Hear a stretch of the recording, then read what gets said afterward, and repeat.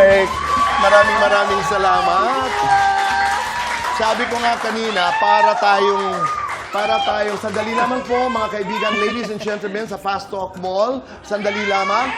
Padinig nga ng inyong palakpakan. Wow. Dahil kung naalala po natin, ang tawag kay Jake ay ang prinsipe ng mga mall shows. Totoo. Naalala mo yun? Yes, sir. Diba? Halimbawa lamang, Jake, ibalik natin yung mga panahon na yon. Yes, sir. Ang dami eh. Ayan eh. Jake, kantahan mo nga itong ating mga fans na kanina pang nag-antay. Anong oras na ba, Chang Susan, ngayon? Kanina pa yan, alas 7 ng umaga. Sige, Jake. Okay, sample.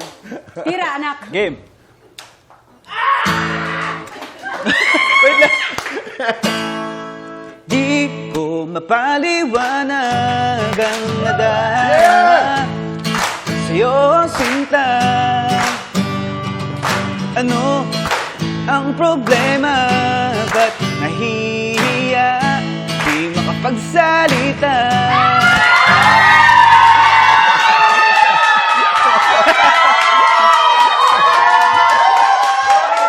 Maraming salamat po.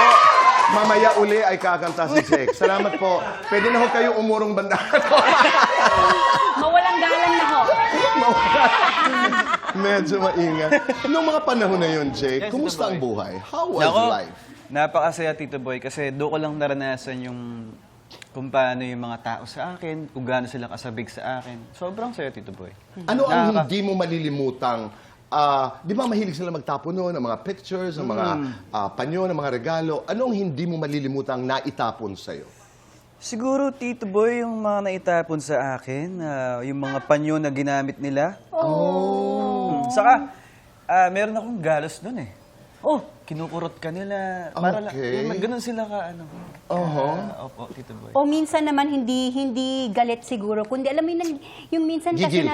gigil. Naranasan mo rin yan eh. Naranasan din niya yan. Oo. Parang nasasagi ka minsan, Correct. ganun sa Oo. dami nila. Pero nasusundan ka ba sa bahay? Nasusundan ka ba sa sasakyan? May times na ganun, Tito Boy. So, sobrang dami talaga ng tao. Minsan, kakatukin ka. But they were happy times. no? Yes, Tito Boy. So, Masaya.